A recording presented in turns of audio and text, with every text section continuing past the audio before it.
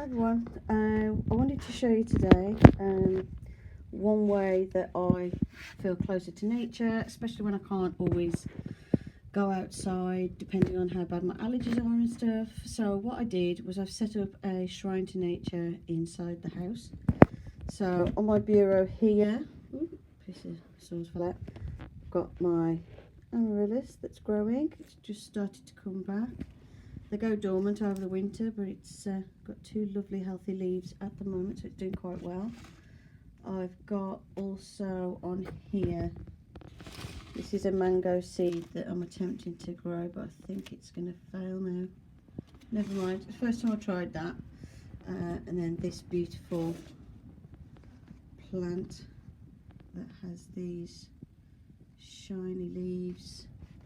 It's growing quite well. It's nice and full. So yeah, on the windowsill, this is the actual sort of shrine to nature. So I have a little terrarium that I've made.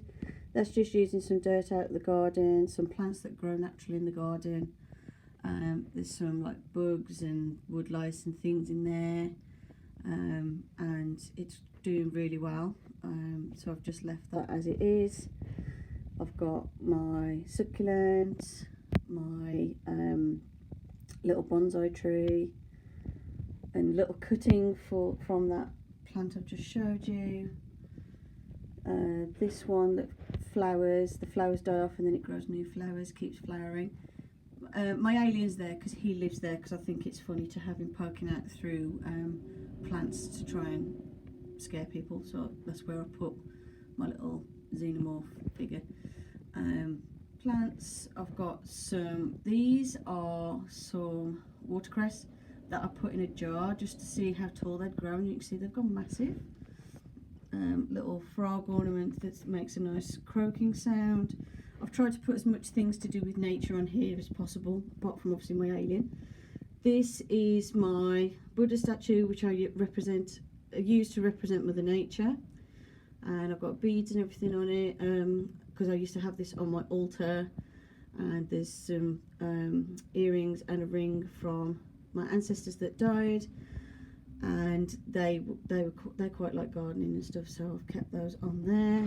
I've got my aloe vera, which has decided to kill off all the outer leaves and regrow new leaves inside. Not sure why. Mini pot daffodil, another succulent little money plant thing, or jade plant I think that is. This one, which I always forget the name of, and then my bromelads here, which is currently growing a new flower stem just there. I've got some birds on there because I love the sound of birds. I've got a little interesting rock I found outside. Got an owl. So this represents nature. So this is all about nature and representing Mother Nature and the abundance that she has. And it's just a way of bringing nature indoors and celebrating nature in a way that's easily manageable. And you could do this if you haven't got like a garden either. So if you haven't got a garden, you could do this where you have plants on your windowsill and just enjoy nature that way. I like to come in and look after these and check how they're doing and water them regularly, and it's just a nice way of connecting with nature.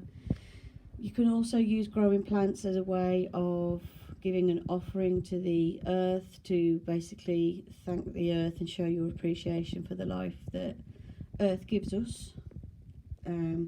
Another way you can do offerings for nature is you can plant seeds, but obviously just be careful you pick stuff that's not going to be invasive into your local environment. It needs to be stuff that's suitable for growing where you live. You can plant trees. I've planted 4 trees so far. I've got a little one that's just out the front here that I planted. I've got 2 in the back that I planted that are like conifer trees, and then I've got an acer that I'm growing. But the acers are very small at the moment. I do believe it's very important to keep trees and to grow them and to manage them, and I'm thankful that I live in an area, like if I look out of my window I can see lots of trees, and obviously in my garden there's lots of trees, so it's really nice to be able to enjoy those. I was very disappointed though that one of my neighbours cut down a huge tree. It was beautiful. Got to have been hundreds of years old. I've never seen a trunk so big. And they chopped it down. I was gutted. So now there's a massive gap in the sky where it used to be, which it was heartbreaking. So I'm going to try and plant another tree in my garden that's small, to sort of replace it. But yeah, I hope it didn't look dead. I'm hoping the reason they cut it down was because it was dying. But it was such a beautiful tree. It was massive. It was many feet tall. Really thick trunk. It was so old and so beautiful.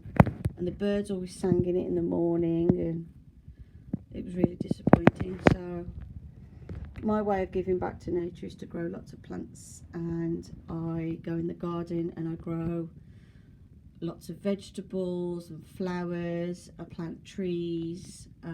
It's my way of giving back to the earth and thanking the earth for the beautiful place that we have to live, and then obviously thanking Mother Nature for looking after us and providing the food that we eat and the beautiful plants and everything as well. And so yeah, this is my little Mother Nature shrine. Thought I would show you. And I also include, obviously, ignore my dead bamboo. Unfortunately that's died. I've tried everything. So obviously I've changed my altar for when it's Letha in June. I know I've done it early, but I wanted to bring more life and flowers and more representations of the sun and nature onto my altar space. So I've got mostly fake plants here, because at the time I did this my allergies were playing up, so it's easier for me to cope with fake plants. Plus this means I can reuse it. I basically wanted to bring all the bright colours and everything into the altar space, and then what will happen is as these flourish and everything and it gets closer to Letha, I will have more plants that I've grown here that I can put on the altar. So this one was to go on the altar, but at the moment it's enjoying being in the sunshine, so I've left it in the sunshine. It likes to be on here and it's growing really well on here. I tend to have it facing that way, and as it gets longer it'll start to cascade down like that, but it's quite young at the moment, so that's why it's all sticking up a bit weird.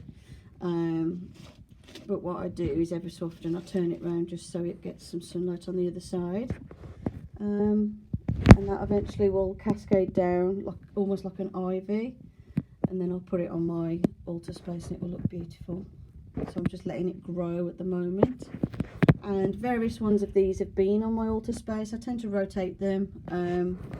Some of them prefer to be in the sun a bit more, some of them prefer it less. At the moment, because the sun's not brilliant at the minute, I've put them back on my windowsill, but then when it's really sunny like in the summer, I can have them on my altar and fill it up with nature and make it look absolutely beautiful.